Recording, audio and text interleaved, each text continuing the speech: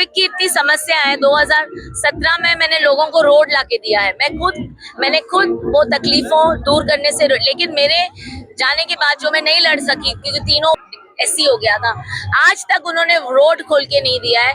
11 साल से 15 साल होने को आए, लेकिन रोड जो मैंने उनको बना के दिया था महेंद्र कंपनी से, जो डीपी रोड है, उसको अभी इन्होंने खोलने का काम भी नहीं किया है। तो मैं चाहती हूँ कि मेरे लोगों की यहाँ पे जो मेन समस्या है आकुरली रोड, जो सिर्फ मात्र एक रोड है और वो ट्रैफिक की समस्या, सबसे पहले उसको मैं ठीक करना चाहती हूँ। डीपी रोड पे रोकना चाहूंगा। डीपी रोड का विवाद तो बड़े पैमाने से बहुत दिनों से चल रहा है। आपने कहा कि आपने खुलवाया, वहाँ पे बहुत सारे लोग ऐसा दम भरते हैं, अतुल भातलकर कहते हैं कि उन्होंने खुलवाया। मैं चाहती हूँ कि आप एक डिबेट रखिए। मेरे पास जितने भी पुरावे हैं, जिस तरीके से मैंने रोड लाया, क्योंकि आज के जो स्थानिक आमदार हैं या खासदार हैं, इनको यही नहीं पता था कि डीपी रोड यहाँ एग्जिस्ट करता है। 1960 से ये डीपी रोड है, जिसको मैंने और मेरे पतिदेव ने डीपी प्लान से खोज के निकाला है।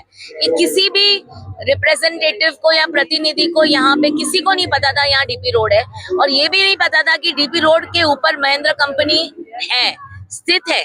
उसको हटाने का काम हमने किया है। तो ये अतुल भातलकर जी बहुत बाद में आए हैं। 2014 में मैं ऑलरेडी रोड ला चुकी थी, ये बाद में आए हैं, लेकिन बाद में आने के बाद अपना दावा ठोक रहे हैं। लेकिन मुझे पूरा विश्वास है कि लोगों ने मुझे काम करते हुए देखा है, तो मैं लोगों के साथ खड़ी हूँ। मुझे पूरा विश्वास है कि आने वाले समय में लोग उनको मुंह तोड़ जवाब देंगे, क्योंकि जो झूठ बोलता है वो झूठ ही होता है, और ये जवाब देने के लिए मेरी जनता तैयार है। बस बताना चाहूंगा, अजंता यादव जी सिर्फ आरोप लगाने का काम कर सकती हैं। 2014 के पहले कांग्रेस का शासन था, अजंता जी कॉर्पोरेटर हुआ करती थी, कांग्रेस के विधायक हुआ करते थे, कांग्रेस के सांसद हुआ करते थे।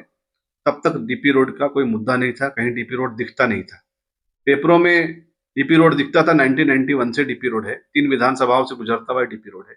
2014 में जब अतुल जी चुन के आए विधायक के रूप में, उसके बाद डीपी रोड पे काम शुरू हुआ।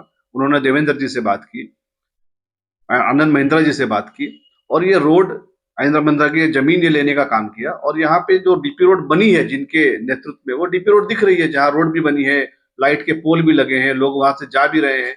जब ये दीवार टूटी थी डीपी रोड की, उस टाइम जनता जी कहाँ थी? उस टाइम तो वो बोल रहे थे गरीबों के साथ अन्याय हो गया, उस तरफ खड़ी थी वो। उस टाइम लोखंड वाले की चिंता इनको नहीं हुई थी। तो मेरा ये बोलना है कि इस तरह की भ्रांतियां वो ना फैलाएं, फेक नैरेटिव सेट नहीं करें। लोगों को पता है कौन क्या काम कर रहा है।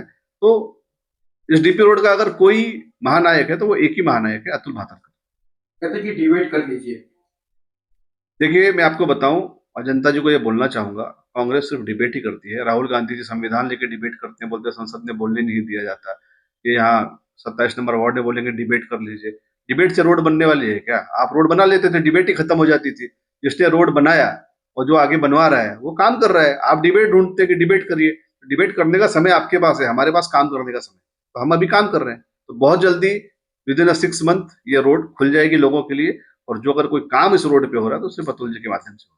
कहते कि महंगाई बढ़ रही है, बेरोजगारी बढ़ रही है, स्कूल नहीं है, बहुत सारे आरोप जो है।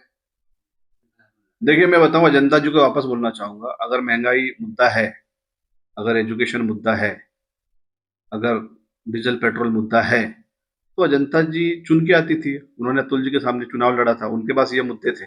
उसके बाद कालू बुधलिया जी ने चुनाव लड़ा, वो भी चुन के आते थे।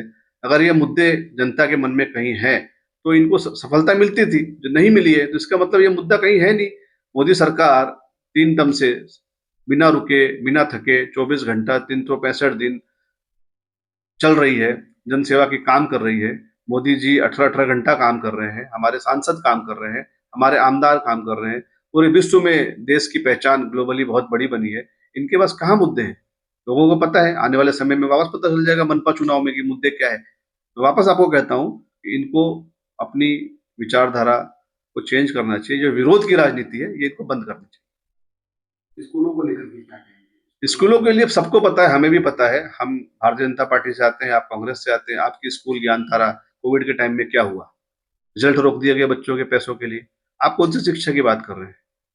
इस तरह से आप दोहरा चरित्र नहीं रख सकते ना अपना। तो ये सबको पता है क्या है, हमाम में सब नंगे हैं, सबको पता है क्या है। तो हमें सोच समझ के कोई बात करनी चाहिए। कहीं कोई मुद्दा है नहीं, सिर्फ एक मुद्दा है, विकास विकास विकास। तेजी से भारत विकास कर रहा है, तेजी से महाराष्ट्र विकास कर रहा है, इंफ्रास्ट्रक्चर बढ़ रहा है और भारतीय जनता पार्टी की सरकार में आगे भी ऐसे विकास होते रहेंगे।